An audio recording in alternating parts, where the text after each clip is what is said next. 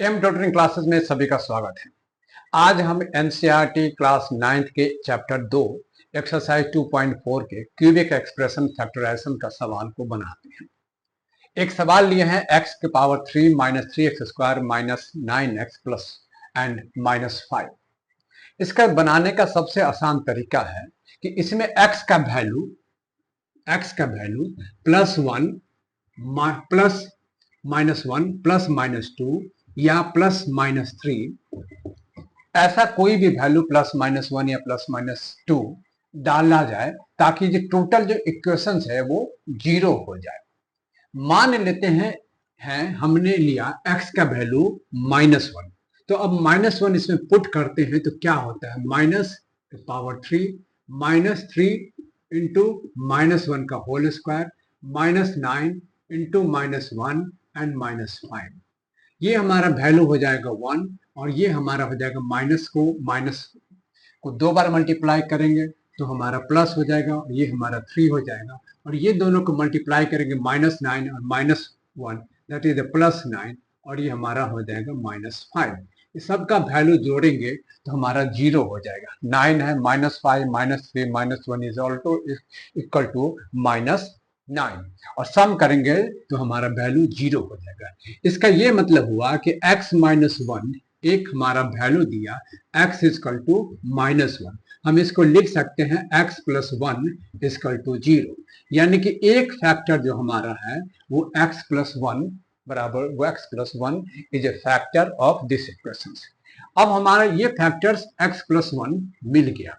अब हम क्या करेंगे, इस दो जो टर्म है मेड टर्म, इसको दो पार्ट में इस प्रकार से डिवाइड करें कि एक कॉमन फैक्टर x + 1 हमें मिलता जाए। वो कैसे, इसको लिखेंगे x के पावर 3 और हम यहाँ पर क्या ले, यानी कि यहाँ पर जो हम x स्क्वायर ही लिखेंगे तभी तो हमें प्लस का वैल्यू मिलेगा, x³ + x²। अब यहाँ पर -3x² है और हमने ले लिया x² प्लस में, तो हमें यहाँ पर क्या लिखना पड़ेगा 4x²। क्या लिखना पड़ेगा, 4x²। ये 4x² and plus x² -4x² plus x² equal to -3x²। अब यहाँ 4x ले लिया तो यहाँ भी हमें क्या लेना होगा, 4x लेना होगा, ताकि हमें इसमें से कॉमन जो है x + 1 एक फैक्टर मिल जाए। और जब -4x लिया तो -9x में से कितना बच गया, वो बच गया 5x, और यहाँ तो हमें 5 है ही, इक्वल टू 0। अब यहाँ से एक टर्म, यहाँ से एक और यहाँ से हमें एक कॉमन फैक्टर्स मिलेगा। अगर यहाँ से x² निकाल लेते हैं कॉमन तो x + 1 बच जाता है। यहाँ अगर 4x एक फैक्टर्स कॉमन ले लेते हैं तो इसमें का x और इसमें का 1 बचेगा। ये +1 इसलिए होगा कि ब्रैकेट से पहले माइनस का साइन है, और यहाँ भी क्या होगा 5 ले लेंगे तो हमारा x + 1 एक फैक्टर बन जाएगा। यहाँ भी माइनस साइन पहले है ब्रैकेट से, तो ये x + 1 हो जाएगा। और इस प्रकार से ये हमारा सॉल्यूशन से एक कॉमन फैक्टर्स निकल गया, x + 1 और हमारा दूसरा है x² -4x -5। अब ये हमारा क्वाड्रेटिक इक्वेशन है। अब और ये टर्म x + 1 और एक क्वाड्रेटिक इक्वेशन x² -4x + 5। अब इसको क्वाड्रेटिक इक्वेशंस को क्या करते हैं, यहाँ भी मिड टर्म को दो पार्ट में स्प्लिट करते हैं, दो पार्ट में। और यहाँ पर हम जानते हैं वैल्यू अगर निकाला जाए तो कोएफिशिएंट ऑफ x² है 1, कोएफिशिएंट ऑफ x है -4 and coefficient of c equal to -5।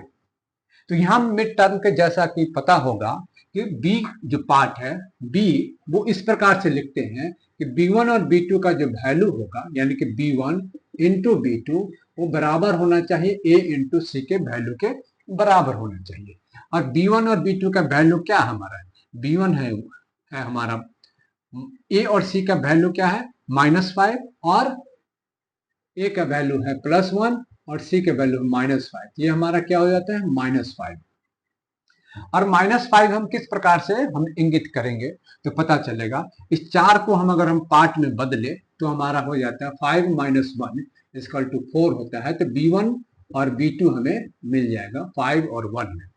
कैसे, ये हमारा सिंपल फॉर्म में रहेगा x + 1 और ये हम लिखेंगे x² और यहाँ पर हमने एक टर्म लेते हैं दैट इज द 5x।